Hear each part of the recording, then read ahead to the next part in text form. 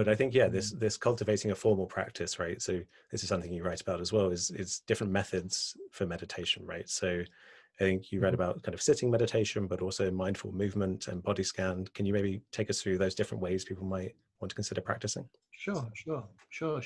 So I'm teaching mindfulness from the tradition of a research-based course initially, which is called MBSR, mindfulness-based stress reduction, or there's a couple of offshoots of that as well. And the meditation they often start with is simply called the mindful body scan.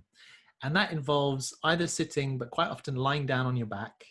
And then the teacher would guide you right from the tips of your toes, just feeling all the different sensations in your body all the way to the top of your head. And that can take literally 45 minutes to do that. And it's a bit like, you're orange or you're looking at the wall. It's a very slow process. And you think, what would I get out of feeling the sensations of my body? But just somebody was telling me yesterday how much they enjoy that experience and what a pleasure it is to do that, because our attention is always so often up in our head to get it down into our body, and there's lots of intuition that you can kind of tap into through that as well. So that's the body scan meditation, and although I said it takes 30 to 45 minutes, you can do it in a few moments. You can just turn into the sensations in your body, feel your feet or your head, start wherever you wish, and just gently scan through the sensations in your body. And you're stepping out from wherever your mind would habitually go into something different.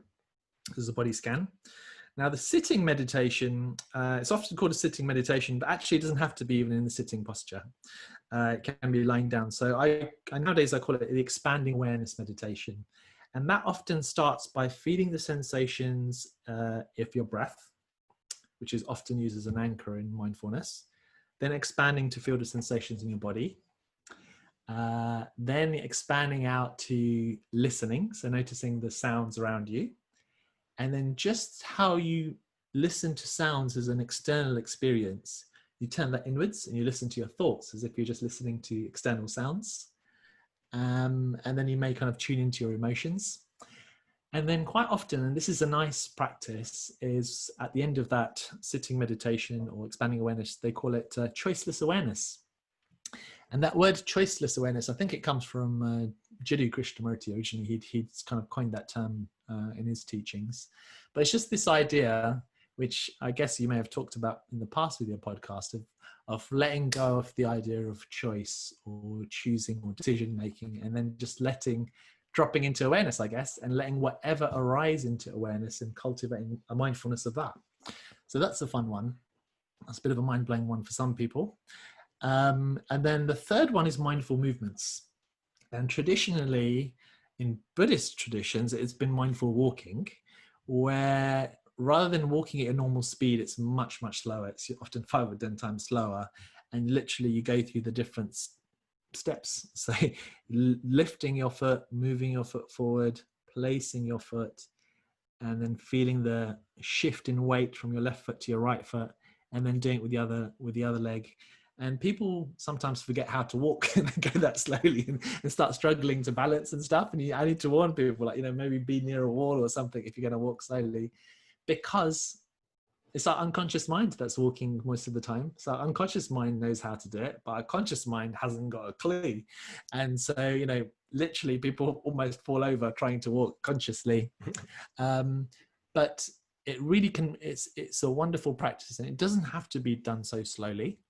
It can be done at a normal pace or just 10% off your normal walking pace. And it's a meditation. So you can cultivate mindful awareness just as beautifully through the walking as you do through anything else. And you can, feel the sensations in your feet or your legs, or notice your surroundings. But mindful movement, take all of yoga, Tai Chi, Qigong, all these traditional practices are about cultivating awareness through movement. So they're all wonderful opportunities to do that. And then the fourth one is something that was kind of invented, I think it was around the year 2000. It's a short exercise called the breathing space meditation. It's just a 3-minute exercise. But when they shared this exercise in classes, they found it had a profound effect. So mindfulness was being offered in medical situations for people who had chronic pain or had clinical depression and anxiety. And what they found is that the thing that was driving that was getting into an automatic pilot mode of mind and the sense of spiral, like, oh no, I'm going to get more depressed, fighting with it, and then getting worse and worse and worse and getting into this negative downward spiral. But when they taught this 3-minute breathing space, they call it, which is basically, it's just a feeling your body, noticing your thoughts and emotions, feeling your breathing, and just taking a little bit of a step back from that autopilot mode. People were able to, they felt that they were able to do it. And it's almost like nipping it in the bud before this spiral of negativity just goes on and on and on. So that's often a part of these mindful kind of courses too. And that's almost considered a formal practice, but it's almost like a bridge between stopping and doing mindfulness activity and just living the mindful way.